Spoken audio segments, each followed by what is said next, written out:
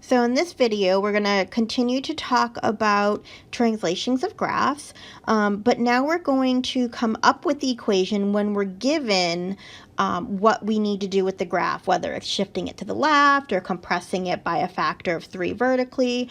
The directions are going to tell us what we need to do, and we're going to adjust our mother function, our equation, to reflect that. So it says find the equation of the graph of g of x is equal to the square root of x. So there's our mother function, square root of x. And we're going to reflect it across the x-axis and then shift it to the left 5 units. So when we reflect something across the x-axis, that means all my y values switch signs. So if my y value is positive, it becomes negative, or if it's negative, it becomes positive. So that means I'm going to put a -1 in front of my value of my function.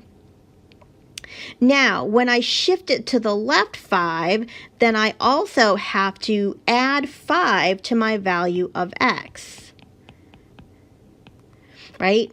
I want to, when it's a horizontal shift, you want to add or subtract something to your x, and because I'm moving it left 5, I'm going to add 5 to my x. So now, using function notation, this is what we've got so far. So now I want to write this with my square root. So my function notation is -g of x plus 5. So I'm going to replace my square root of x, where I see my x, I'm going to replace it with x plus 5. And then I'm going to take my function and multiply it by a -1. So here's my final answer. If I graph the square root of x on my calculator, and then I graph a negative square root of x plus 5, you'll be able to see that it's been shifted over 5 and then flipped over the x-axis. Next example, it says we're going to use the reciprocal function as our mother function for this one. And it's going to reflect across the y-axis, and we're going to horizontally compress it by a factor of 2. So we're going to horizontally shrink it and cut all those distances horizontally in half. So when I reflect something across the y-axis, that means all my x values have to switch signs.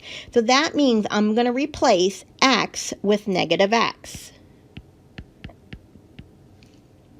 Since we're calling this function h of x, my new function when I reflect it across the y-axis is going to be h of -x.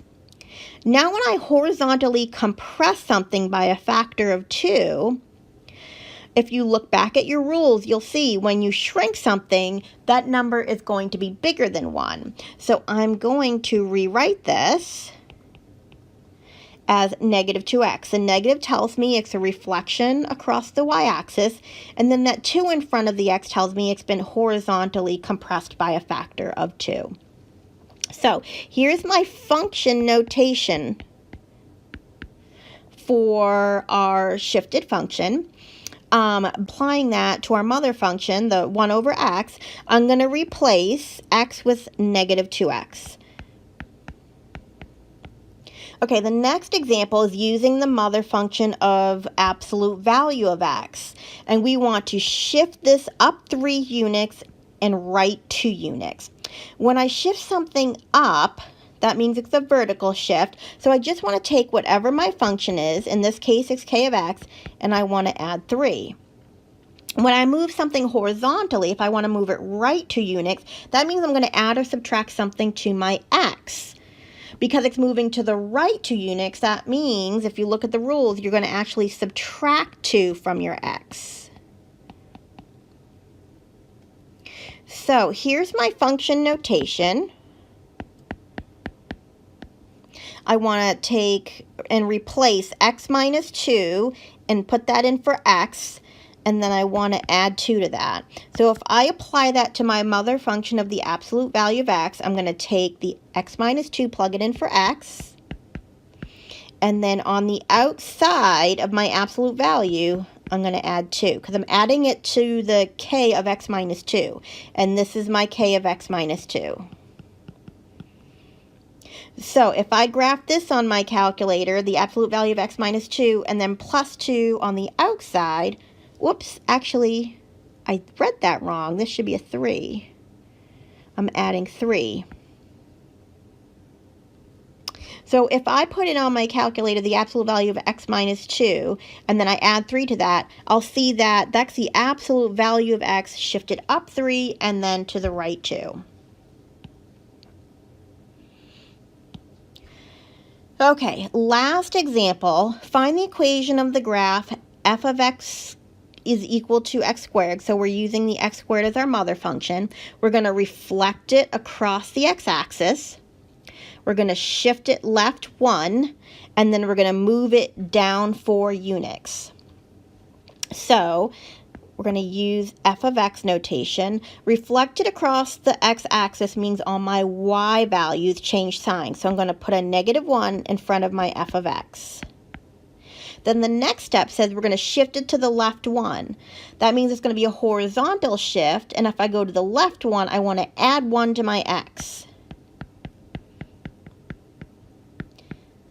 That means I subtract 4 on the outside of my function notation because I'm subtracting it from the entire function. So this is what I have for function notation. Now, when I apply it to my mother function of x squared, this is what I get. I'm replacing the x with x plus 1. So it was x squared, but I'm replacing it with x plus 1. I'm putting a minus in front of it, and then I'm subtracting 4. So this is now my shifted function. And now if you notice, this is in our standard form. If you think back of quadratics,